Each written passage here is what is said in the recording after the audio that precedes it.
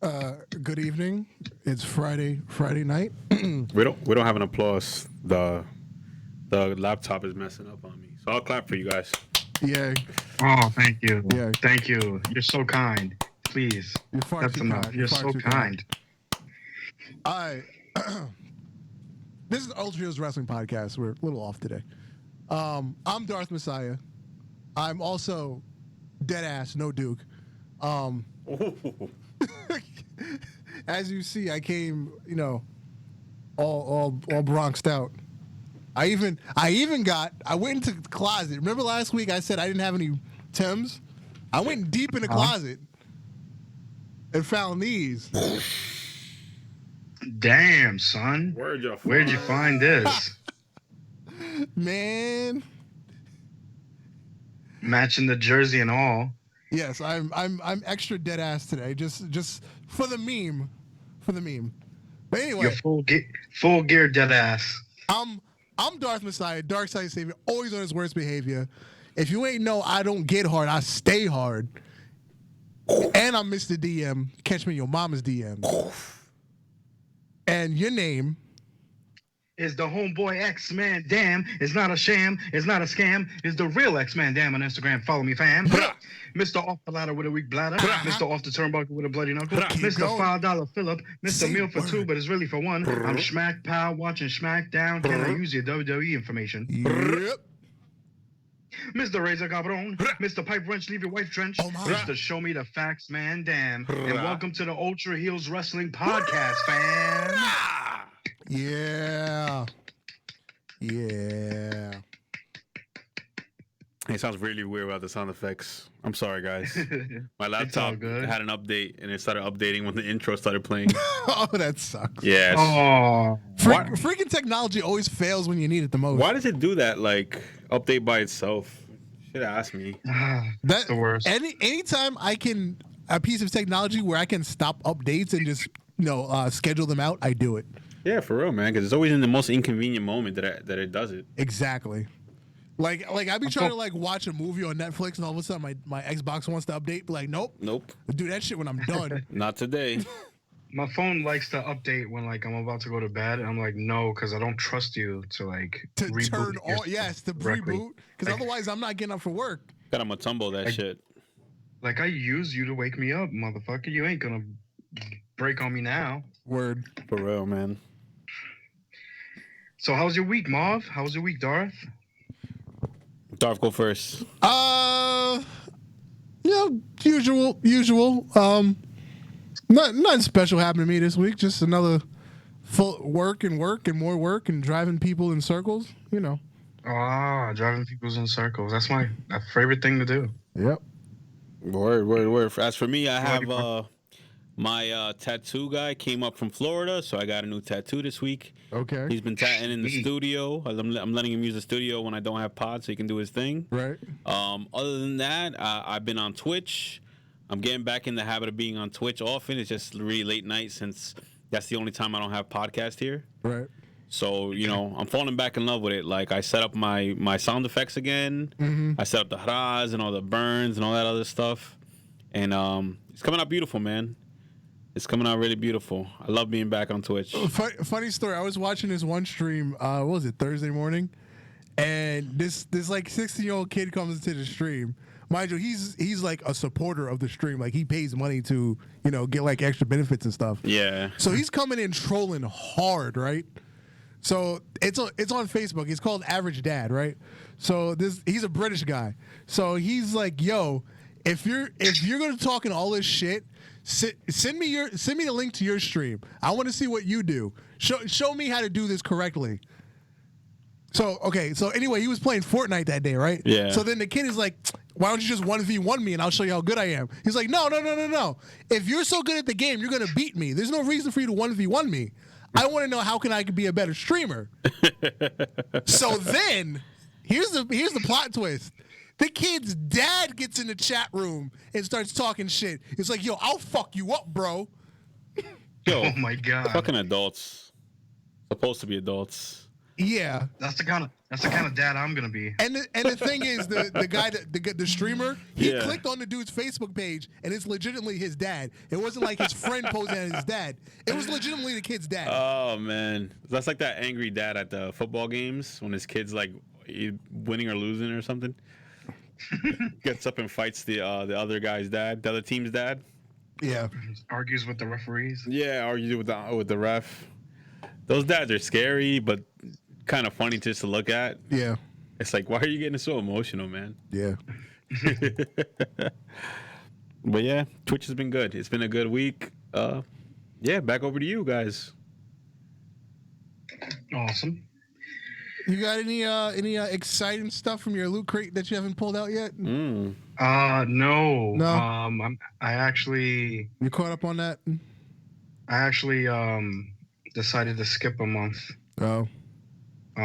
Because I ordered like what they have is this. It's called a botch grab bag.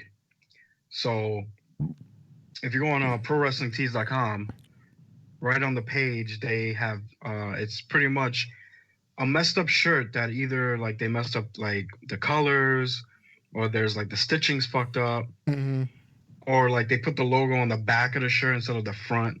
So this month I decided to like get something different, which is probably gonna That be still sounds nice to really show. cool because it's more like a one-of-a-kind item. Yeah.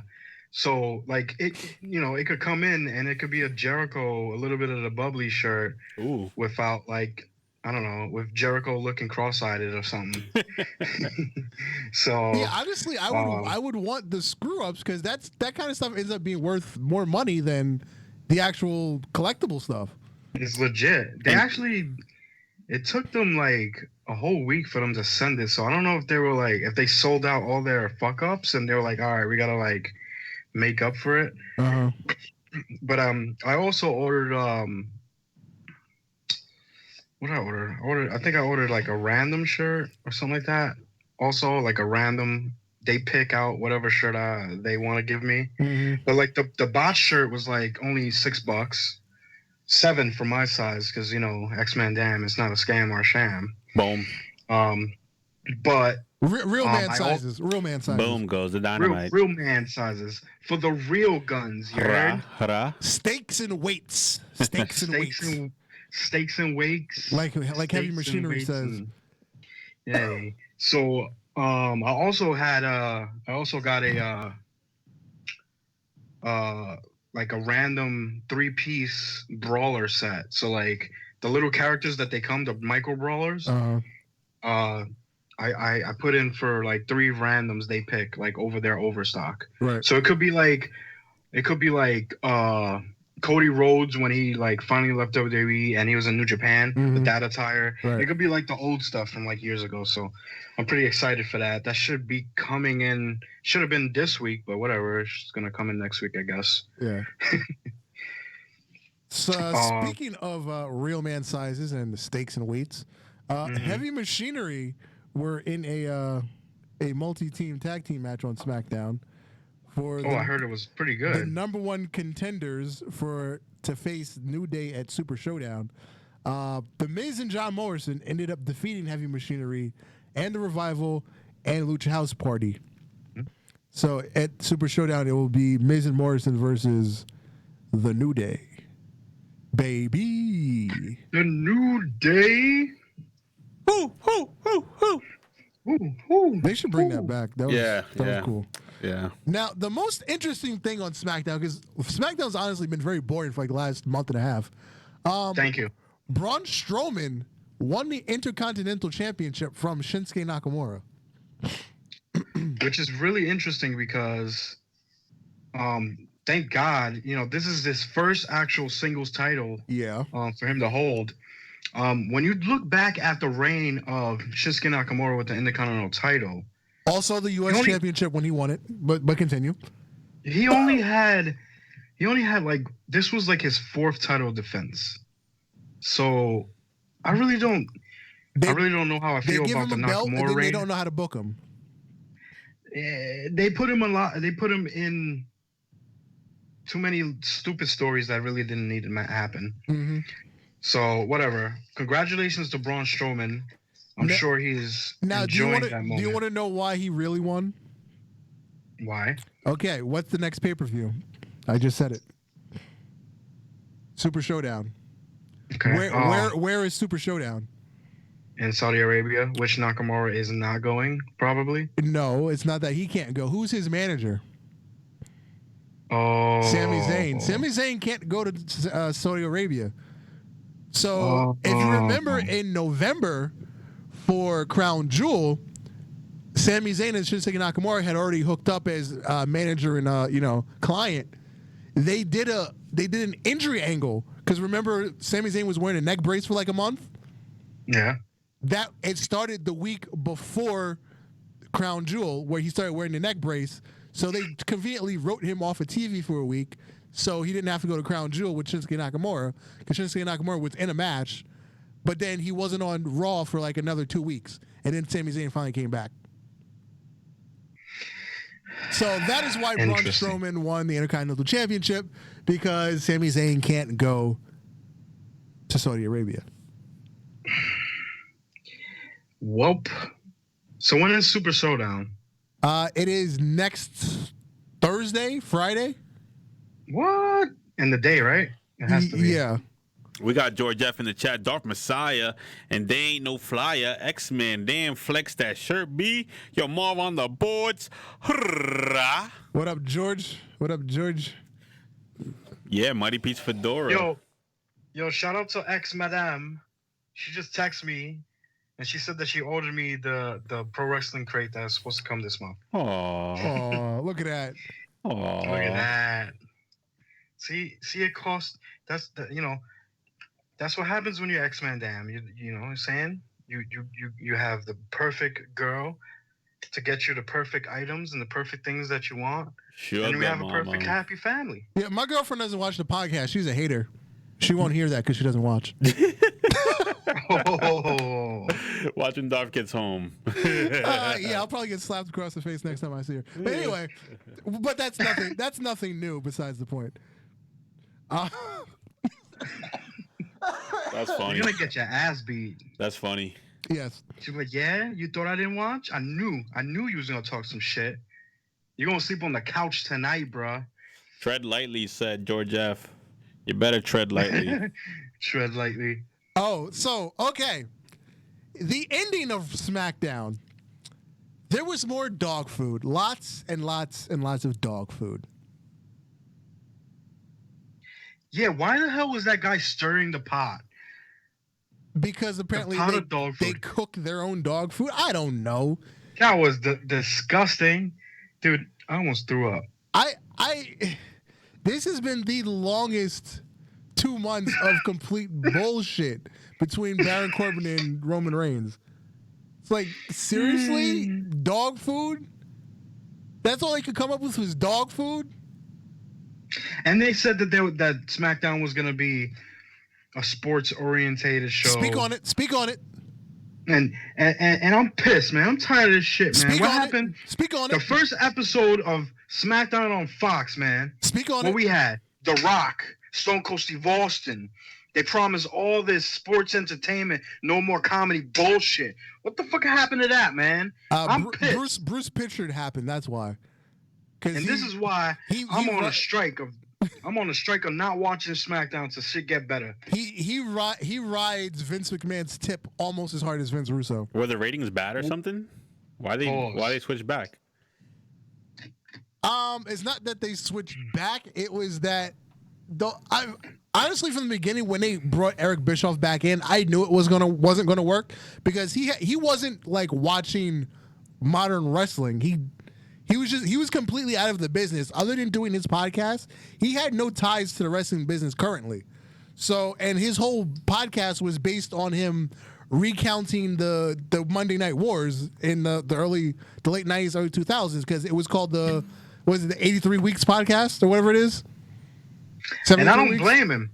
How the hell are you gonna make this guy watch some bullshit ass product? He didn't even want to watch it himself. Yeah, so once they removed Eric Bischoff, they were blaming Eric Bischoff for SmackDown not taking off the way it was supposed to, but the product's not there. It wasn't his fault.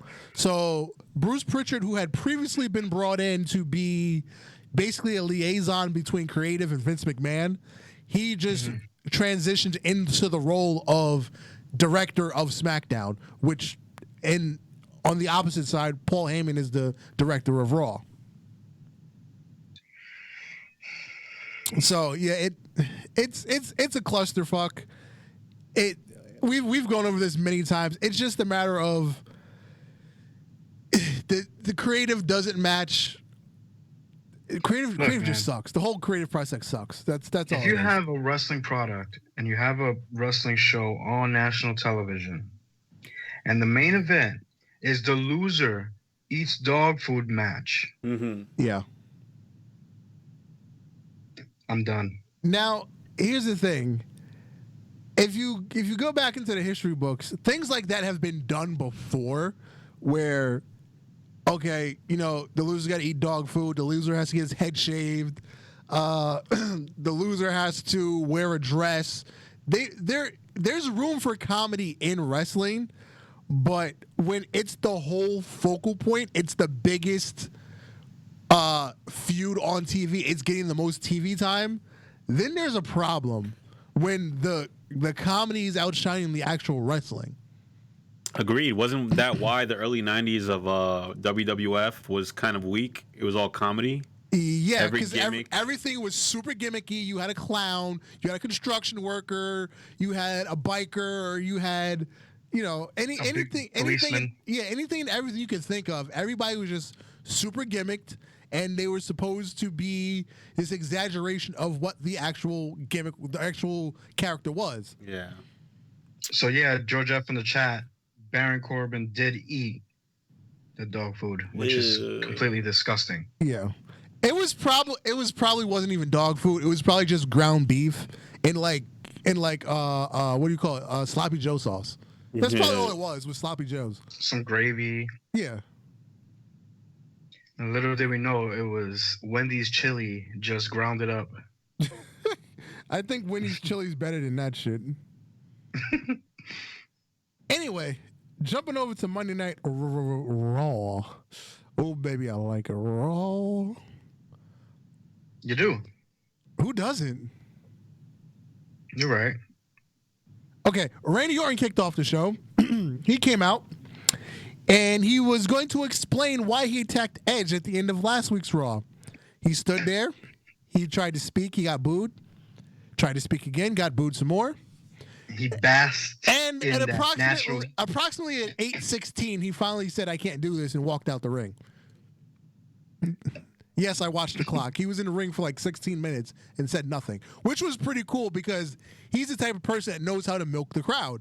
They did this with somebody else once before, and it didn't work because they didn't have the body language. I don't remember who it was. I wish I remember who did it before. Whoever did it before, they didn't have the body language, and it was clearly just masking the fact that they couldn't cut a good promo. I want to say it was Bailey.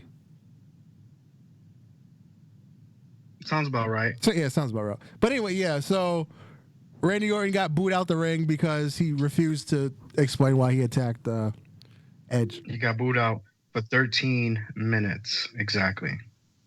Yep. Liv Morgan defeated Lana.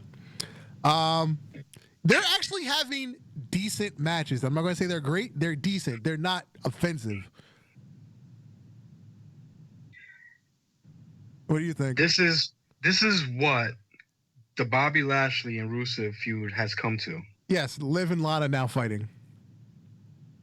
But we also got a return during that match. Ruby Riott is back with green hair. Oh, yes.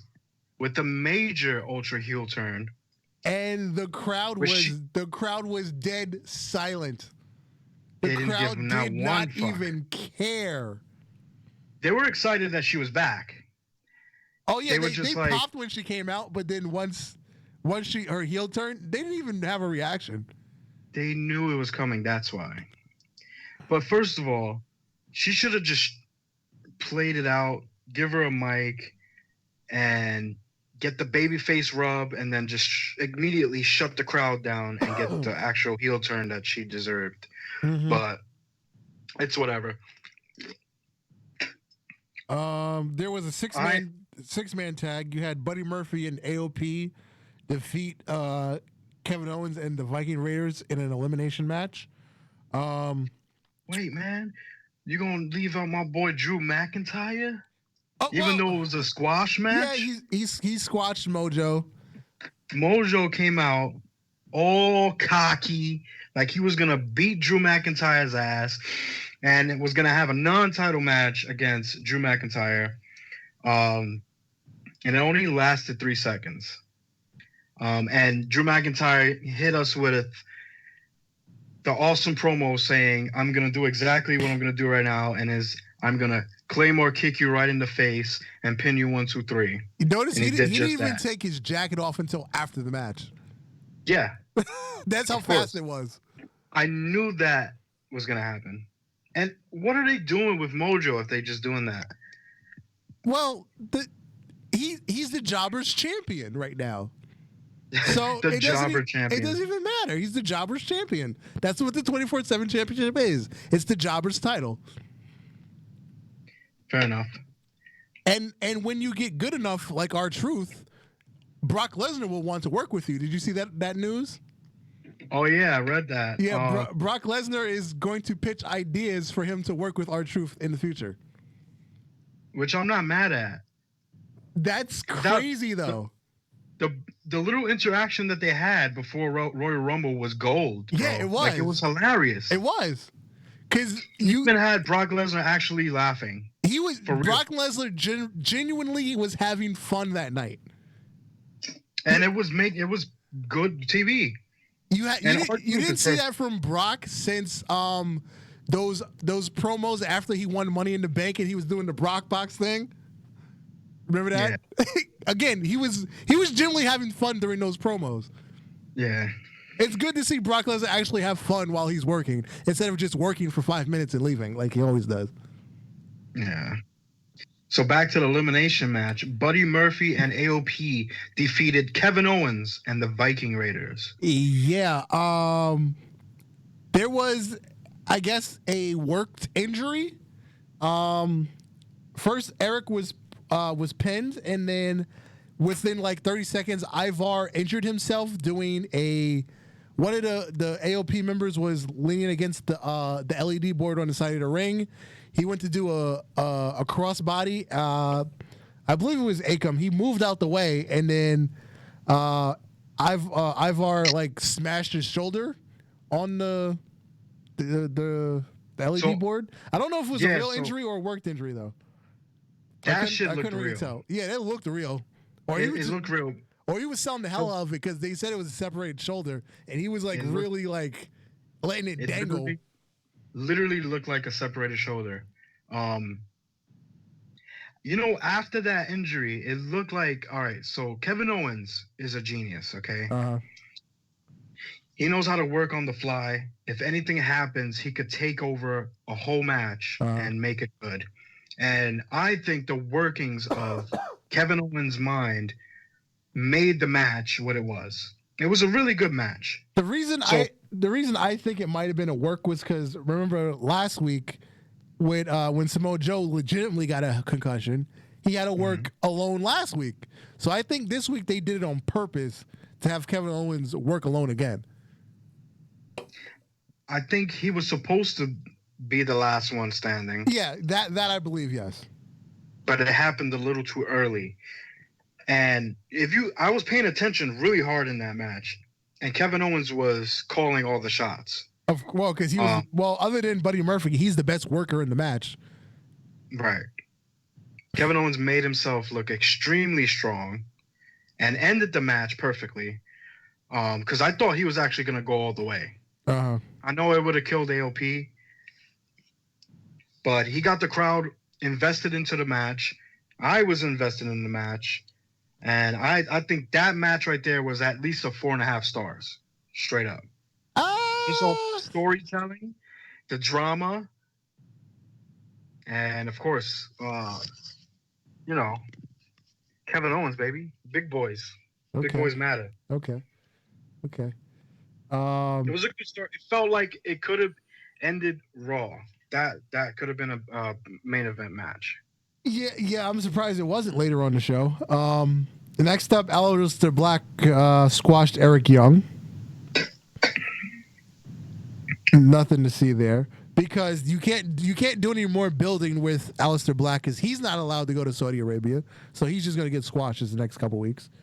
I was surprised to see Eric Young, to be honest. He was putting up a fight.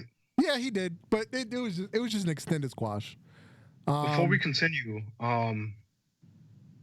so they announced Goldberg is going to be on SmackDown next week.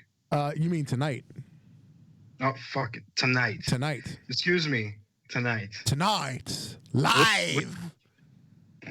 Do you think that's going to revitalize the viewership on SmackDown, having him on the show? For tonight, like it always does, because anytime they bring somebody, from 20 years ago that will actually get ratings, it helps with that one night, and then back next week they're back to nothing again. It's not sustainable. That's the problem with WWE. Nothing they do is sustainable. And if he does come back, who is he going to feud with? I got an idea. Corbin? Roman. The spear versus the spear. But of course they're not going to do that because they don't want Roman Reigns to lose to Goldberg. And I feel like Goldberg needs to continue to win to legitimize him being back. Now, I was talking about this at work with somebody. I was saying Goldberg should actually put someone else over and he should face The Fiend.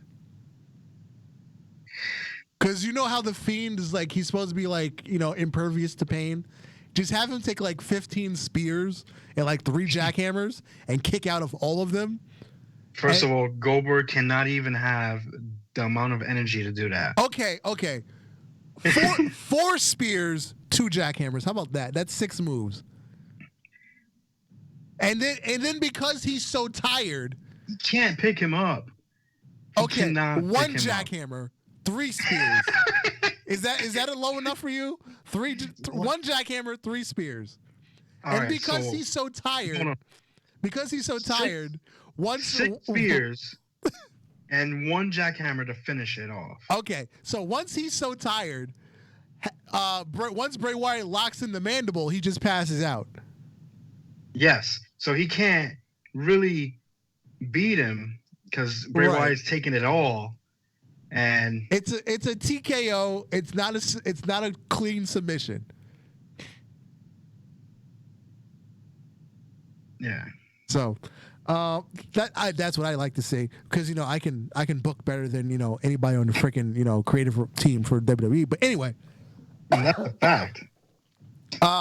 Next up, Rey Mysterio defeated Angel Garza in an interesting turn of events because Humberto Carrillo was interrupted by Zelina Vega with her newest recruit, Angel Garza, Carrillo's cousin, Angel Garza. Yes, which is actually a convenient thing. Yes. I didn't even know Humberto and Garza were cousins. I don't know if it's a work. I don't know if it's a shoot. Who gives a damn? They're really cousins.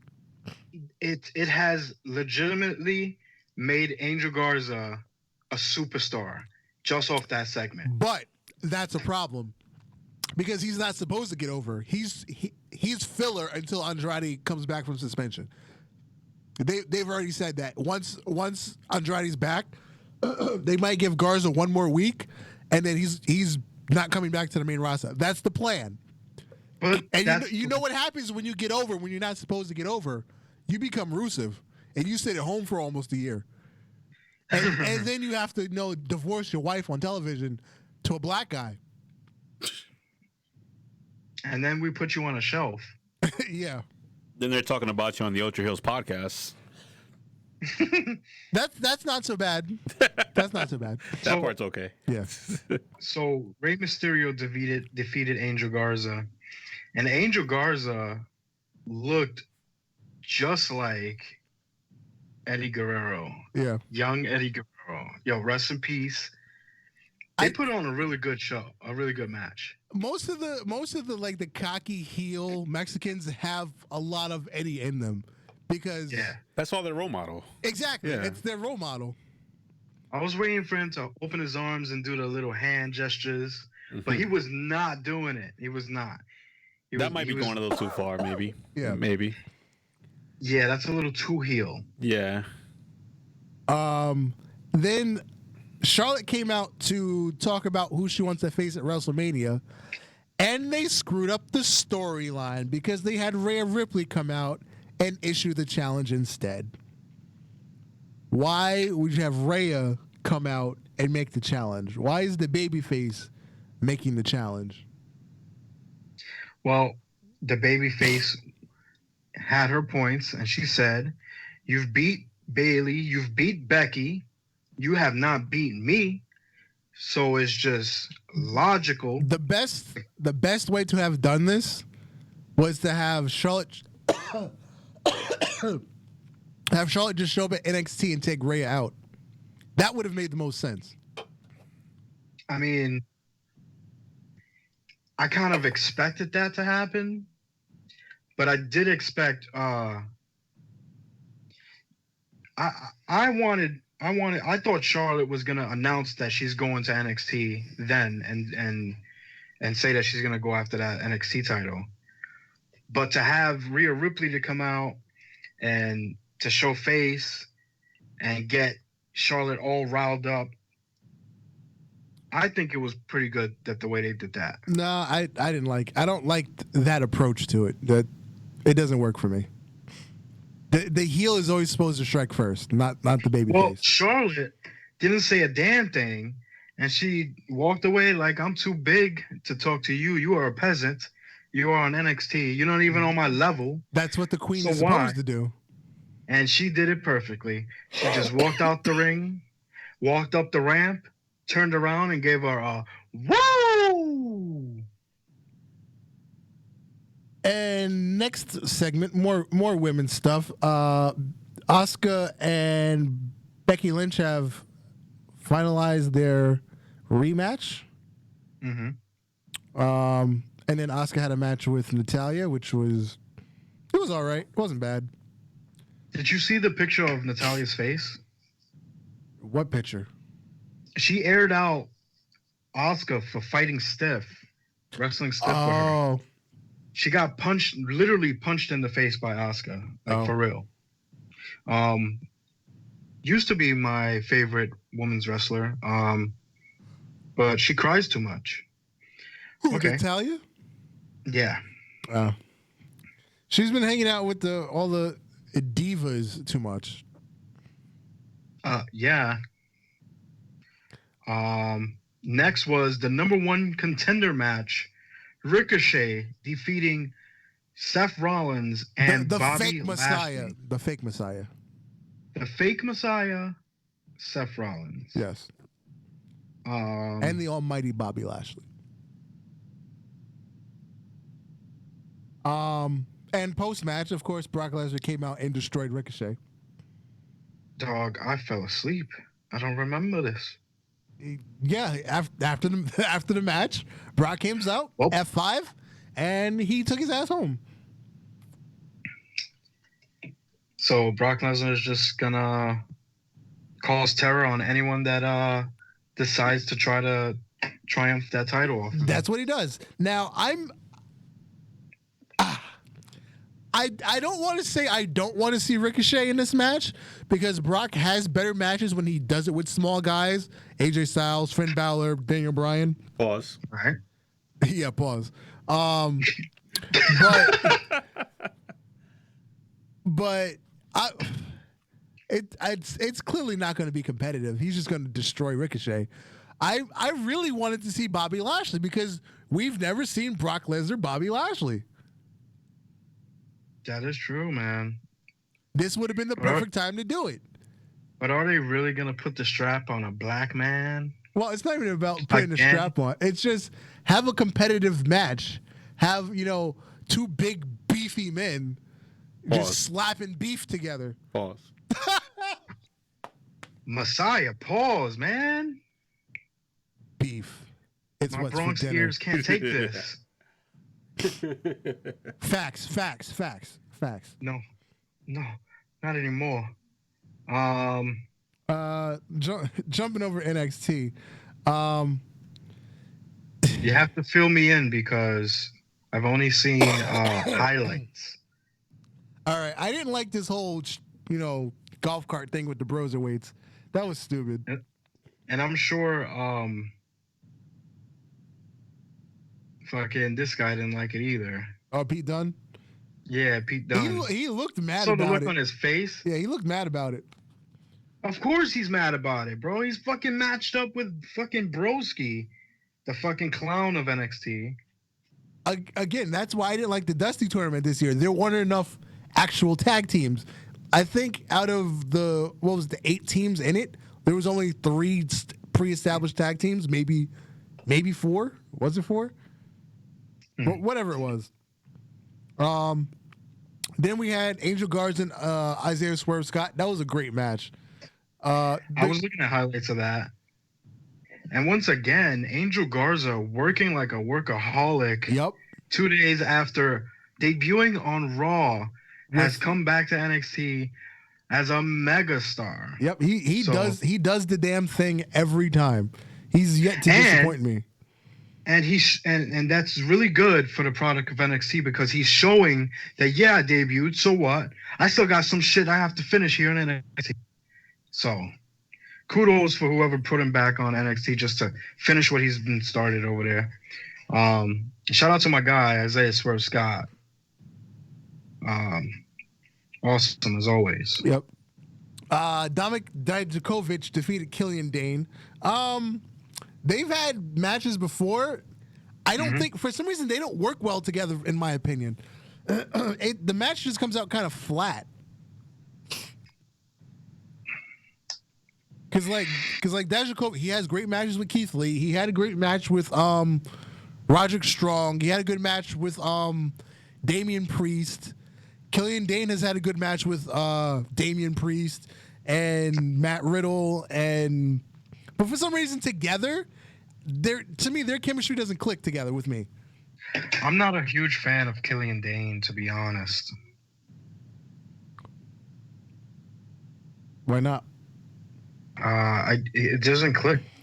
He doesn't click to me. His type of style. Okay. His type of style of wrestling. It's just not. He's a brawler. It's not really work rate. He just brawls.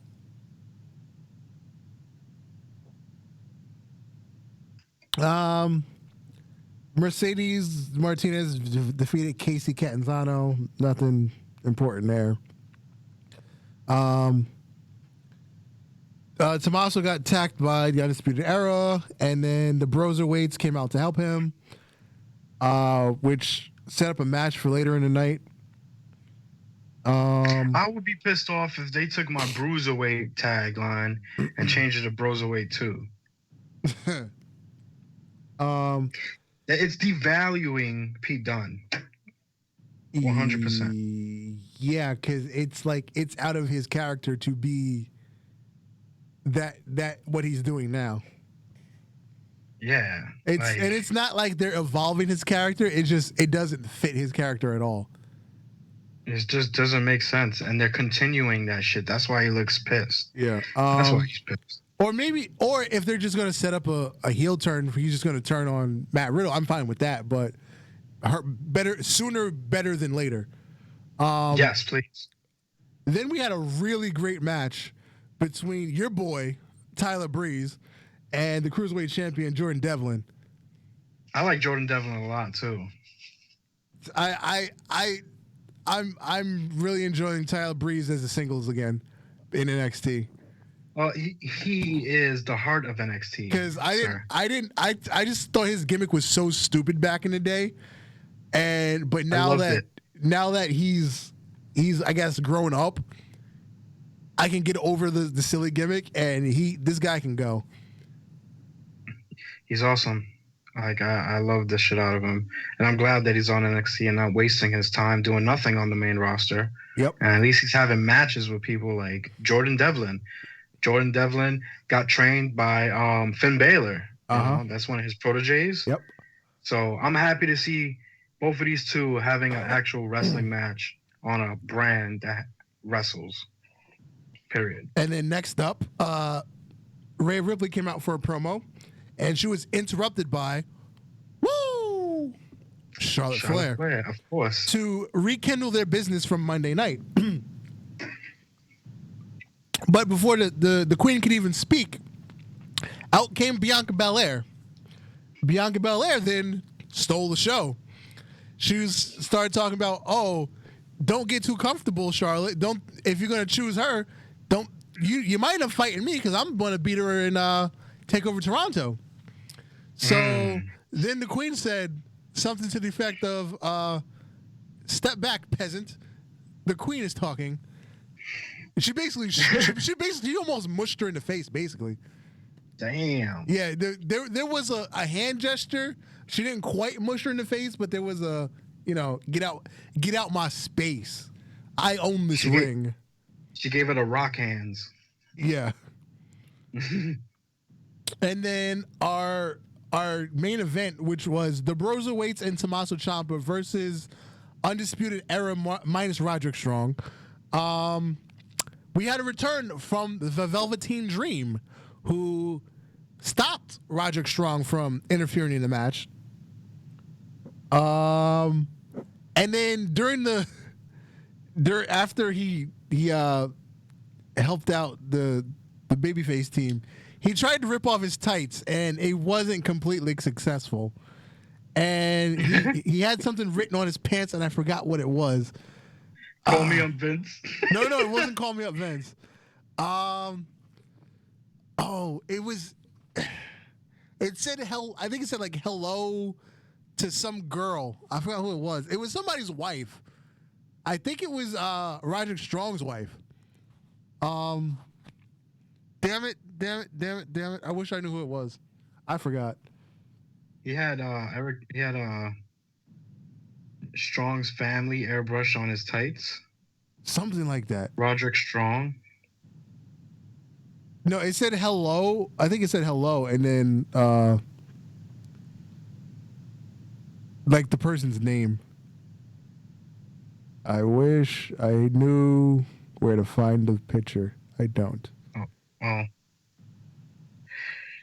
Hold on. Let me. You got anything else in NXT? Maybe I can find it on Instagram real quick. No, but I could lead into AEW. Go ahead. All right. So,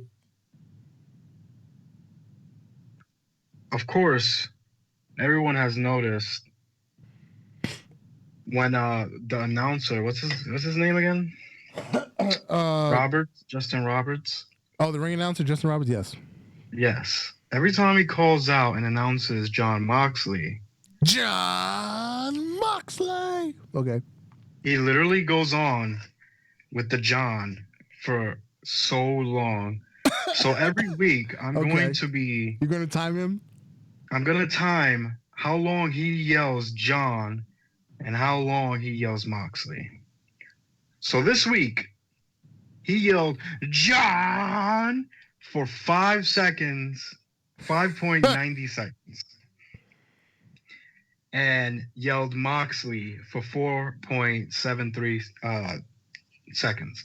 For a total of 10 seconds, he announced Jon Moxley's name. Mm-hmm. So I just wanted to point that out. Fax Man Damn, Jon Moxley. Jon Moxley defeated Ortiz with the paradigm shift as the Inner Circle sat ringside. And have you noticed that every time Chris Jericho comes out to the ring, whether it's him going to the announcing table or, coming out to have a match or whatever, or have a promo, they don't cut his music off until the chorus is about to start so the crowd can sing along. They're doing it on purpose. Now that I've betrayed everyone I've ever loved and pushed them all away. They usually stop it at the part where it says, I'm coming. Judas in my mind. And the crowd just plays along with it well. So I'm sure Jericho is enjoying that. Hold on, I found 100%. the video. Okay, keep talking. I found the video. He's taking forever to rip his pants off. Pause. Too many pauses. SCU defeated the Best Friends, which was kind of weird when they went to on a commercial break. I swear to God, that the referee that keeps refereeing the Young Bucks matches, the really old guy. Yeah, the quote quote unquote tag team specialist. He's gotta be the worst. Like, he literally looks away at everything that someone does illegal, and he does not count. Okay, it says call me up. It says call me up, Marina, referring to Marina Shaffir, who is dating Roderick Strong. Shots fired. Yeah, it says call me up, Marina. I'll send you the screenshot. So yeah, there was a part where they were about to go on break on the SCU Best Friends match. Yeah. And they literally, all of them, sold being knocked out outside the ring for longer than 10 seconds. Because there's no rules in AEW. The rules are so arbitrary. It's so fucked up, man. If you thought the rules were bad in WWE, it's even worse in AEW because it changes in the middle of a match. At least WWE changes. WWE changes from show to show, but AEW will literally change the rules in the middle of a match. Yeah. So once again, the Dark Order came out, started attacking. Or Christopher Daniels came out, whatever. They wanted to give Orange Cassidy a mask. Obviously, I would have been fine with that. I would have been fine with that. Why? I love Orange Cassidy. Let the juice be the higher power. No, the higher power is gonna be Brody Clay. Brody Lee. Brody Lee. Or it might be Matt Hardy. Oh God, no! Please, let's not kill Matt Hardy. If you go over to the Ultra Heels Instagram, which is Ultra Heels Wrestling on Instagram, that's Heelz with the Z. Yes, shameless plug. I believe it was Wednesday night. Matt Hardy's most recent free to delete posting on his YouTube channel. Remember back when he was doing the version 1 stuff with the Matt facts? Yeah. He pulled up a screenshot that says, Matt is an elite breeder. Why did he pick something with the word elite in it?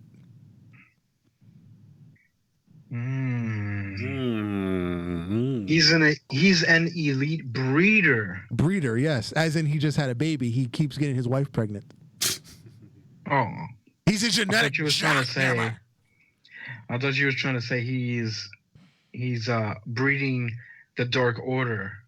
He is. For Cause Chaos. He is breeding the Dark Order. He's got Wolfgang and King Maxwell, and I don't know the other baby's name yet. Wolfgang. Oh, that's what he's calling him? What? Wolfgang? What are you talking about? No, King Maxwell's the oldest. He's the one that had the match with Drake Maverick and won. Oh, yeah. Well, what was his name? What was his name in the TNA? I forgot already. Spud? Yeah, Rockstar Spud. There we go, Rockstar Spud.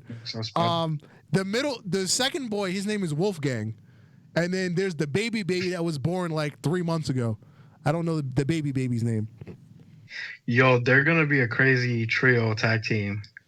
In like 15 years. The Hardy Bucks? The Hard Bucks? The Hardy Bucks. Yo, does Jeff Hardy have any kids? I believe he has a daughter. Oh, okay. She can be the manager. Say that again? She can be the manager. That's true. Like how Rebby was the manager for Matt and Jeff in TNA. Man, WWE really dropped the ball with that one. Well, she talks too much shit for her to work in WWE. Because every little thing that happens, she just gets on Twitter and starts talking shit. Yeah, she's a loudmouth. I mean, she really went off on she's Matt Hardy. Puerto Rican. What do you expect? Yeah, she has no choice. She went off on Matt Hardy on Free to Delete. I forgot what happened. She started speaking Spanish to him, and I was like, "Oh shit! I know who wears the pants in that relationship." Yeah. So back to AEW, we had a match with Yuka Sakazaki defeating Dr. Britt Baker. DMD. With DMD. with the most devastating move in all of professional wrestling, the surprise roll up. The roll up XL. Yes. You got to change it up every time. Shout out to Jim Ross for calling Yuka Sakazaki Yuka Sakazaka. I'm starting to think he's doing these on purpose. A lot of people think he's doing it on purpose. Maybe he was doing it on purpose before, and like he just keeps fucking up now, and he's like, God damn it. It's a common mistake, to be honest. Huh? It's a common mistake, to be honest. Maybe Yuka Sakazaki, yeah, but like he called Scorpio Sky too cold Scorpio. Yeah. Like, really? And then he tried to cover it up. He was like, yeah, I mean, he forgets what decade he's in. He's on his 5th decade of. He didn't even call a fucking too cold Scorpio match ever. He never did. Well, that's true because. Whoa! Too Cold Scorpio was in OVW. Jim, he did do some commentary for OVW. And some commentators have dreams about matches they never commentated. No, I'm sorry. Not OVW. Smoky Mountain. You guys Smoky don't Mountain think Wrestling. that commentators, since they commentate so much, they probably have dreams about it? Probably. Matches that they never commentated for? Definitely Morrow. I see Morrow waking up in the middle of the night. Mamma mia! No, he totally wakes up like, fuck. I gotta go back to this bullshit. Everybody talking shit about me on social media. You can't front. Too Cold Scorpio was amazing in his time. He was a bad motherfucker. He was too cold. God damn it. He was a bad motherfucker. He was, man. You can't fuck with that man. Between him and New Jack, I don't know who I'd rather run into in a dark alley. But there is some resemblance in Too Cold Scorpio and Scorpio Sky. Just a little bit, yeah. A little bit. They're black. And I'm not racist. Thank you. But all right, we got what, 7 minutes? Kip Sabian defeated Joey Janela. Jelly Janela. Jelly Janela, yes. Yeah. I don't know how you feel about these matches, but it's Jelly Janela. I have no comment.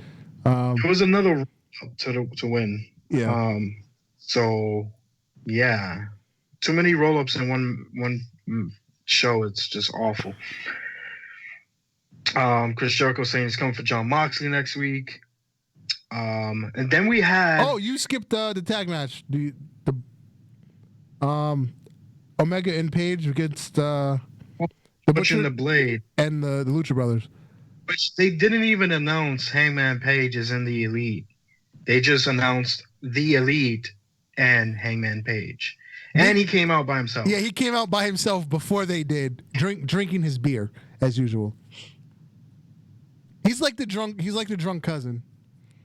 I don't know if it was on this show or it was on Being the Elite, but they went up to him after the match and they were like, "Bro, I think you need to stop drinking." He had a cup in his hand. He was drinking beer in one cup. Yeah. Then they zoomed into Hangman Page and the Young Bucks, and he was like, "Yeah, all right." And then he pulled his hand up and he had a picture of beer. That was pretty funny. I don't know if that was on the show. I don't remember. I watched so much shit. I think that was BTE. Yeah, it might have been. What did you think about that match? Again, back to the tag team rules. There were no rules because it's the Lucha Brothers. They don't tag. They just get in the ring when they feel like it. They do whatever they want. And which Jericho did curse them out backstage 1 week for that. Yeah, he was tired of it, bro. Yeah, that was like, I think that was like sometime in December. Jericho cursed him out for it. They did started tagging after he said that, and then they just forgot. Yeah, because they were off TV for like 3 weeks. They were in dark for like 3 straight weeks, so now they forgot how to tag again. And our main event. Our main event, right? That's what we're next. Pretty much. Main event segment. We get the 10 lashes to Cody Rhodes from MJF, Matthew Jacob Freeman. Yes, Matthew, not Maxwell. Maxwell Jacob Freeman. Shout out to Jim Ross. Yes, I said, I think he's starting to do it on purpose. I mean, that's when you do it on purpose. When you don't like MJF and you call him anything else but his name. I love Jim Ross, man. Like, I really hope he keeps fucking up, and because I love him. Like, just be yourself. Like, don't like fucking. Who cares? Yeah, and after the fourth or fifth belt lash, Dustin came out, and he was pleading with MJF. He was like, "Please, please stop. I'll take the rest of them." Right. Like, at first I wasn't counting. I had to roll it back real quick. Yeah. Because I thought they did way more lashes than it was supposed to, but yeah, that was around the halfway mark. Yeah. Dude. And then it was like the two like across like the shoulder blade because he was facing forward. Those look like they hurt the most. The one that MJF hit him in the back of the neck looked like it hurt a lot too. Yeah. And then Brandy came out too to offer her services because she's completely worthless with the Nightmare Collective. The Nightmare Collective, I think, is no more, bro. Oh, you know what happened with Awesome Kong, right? Yeah, wait. Allegedly, she's done wrestling. Yeah? Allegedly. Unless the story I read was wrong. That sounds like it's a moving possibility. to a backstage role exclusively. Nice. I think they decided to like cut it off with just what's that girl's name? Meg or Peg or whatever? Mel and Luther. And Luther. So it's just gonna be them because Brandy came out with not even in her getup for that I don't even know what the fuck the name of that group is because I didn't like it. Yeah. So yeah, they're no more. So I don't think they're gonna continue with that. And there is a God. Yes, thank God. So remember when we were talking about how on the end of SmackDown, that the stupid dog food that they were eating, was piece of shit. Like this right here is the perfect ending of a show. You got the mega babyface Cody Rhodes getting 10 lashes from the ultra heel MJF. Yes. And the crowd was literally bawling their eyes out. And that shit like it hurt like a motherfucker. Cody Rhodes' hand was like bleeding. I don't know how. Oh, didn't like somebody in the crowd like throw beer at MJF again? I forgot something happened as he was leaving. I didn't see that. He was on his way to walk up the stairs because he kicked Cody in the nuts. Yeah. So he went away all the way up to the top of the tier section, and he got attacked by someone in the crowd. Yes, there we go. That was it. He legit got attacked by somebody in the crowd. People were saying it was Kazarian. It was Kazarian. It was a plant. It was Kazarian. Because if you slow it down, he's wearing Kazarian's knee pads. Knee pads. Well, it looked like somebody was wearing a beanie, and it looked like someone was trying to rob someone. Yeah, but the fact that the person doing it was wearing ring boots and knee pads, it was clearly a wrestler. And when you look at the style, it was Kazarian. I tried to like go back, and like Hulu didn't let me. Like the last 3 seconds of the show, they were like showing what they're gonna show next, and like I couldn't really like focus. It was pissing me off. Yeah. I'm really about to email Hulu like, what the fuck, dude. You get a free month if you can do that. I couldn't really, you know what I'm talking about, right? I don't have Hulu. it's about to end and then they cover the shit. Like, oh, this is what's gonna play next. Oh yeah, I couldn't yeah. like focus. Like, who the fuck was attacking? But yeah, I'm emotionally invested in this storyline right here. Because it's And the I'm sure best it's gonna- thing on the show. It is the best thing on the show. And then Jericho Moxley. Eh, Just notice that the best thing on the show is the ex-WWE people and then MJF. during the segment, I was so happy for MJF. Like, he has really done it. Like, working in WrestlePro, working his way up to actually do what he wants to do. MLW. MLW was pretty good too. And finally getting picked up on AEW and being the most heelish person on the roster. So shout out to MJF. And, you know, getting over as a heel in 2020 is hard because being that everybody understands the business, it's hard to hate somebody, and people hate MJF. It's hard to heel in a PG era, period. You can't really, there's only so much you could do until people say that's not suitable for television. That's why I feel like WWE has wasted Baron Corbin, because he has so much legitimate heat, but they do nothing with it. Yes, he's not the greatest wrestler. Yes, he's a big politicker backstage, but he has legitimate heat with the crowd, with the people in the ring, and they do nothing with it. He can be, everybody's like, oh, he sucks, yeah. That's because he's being booked horribly. He can be the top heel in the company, but they're doing nothing with him. It's the little details that he says, that he goes, hey, I'm not going to use my belt to hit you with these lashes. I'm going to use your belt. Yes. It's the little things. My belt is too good to beat you with. Yes. You guys remember what happened to Raven when he came to WWE? Yeah. That he could have been the best heel of all time. Like he was in ECW and WCW. He was a legend. Oh yeah, with the crow's nest. Yeah, they didn't book him. They didn't let him do nothing, man. Like, it was just pathetic. It was a shame. He's probably my favorite wrestler ever. I was Raven one Halloween. Raven's badass. Raven's awesome. His gimmick, his whole like the way he looks, the shit, his mic skills. Yeah. And he was awesome in WCW, awesome in ECW. Came to WWE, they just didn't book him for anything, man. That happens to be a lot of people, unfortunately. Yeah. And unfortunately, we are out of time. We are. Ladies and gentlemen, thank you for joining us with the Ultra Heels. This is the Ultra Heel Wrestling Podcast. I am XMan Damn is not a sham or a scam. It's the real XMan Damn on Instagram. Follow me, fam. And I am Darth Darth Messiah. I came in extra dead ass, no Duke today. Boom.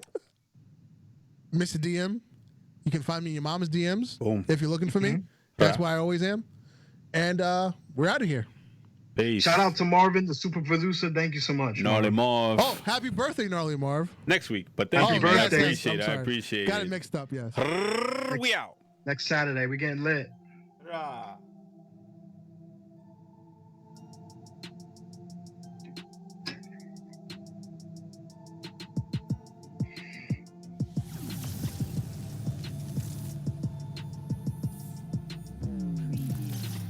I can't even hear the song. Is there no song?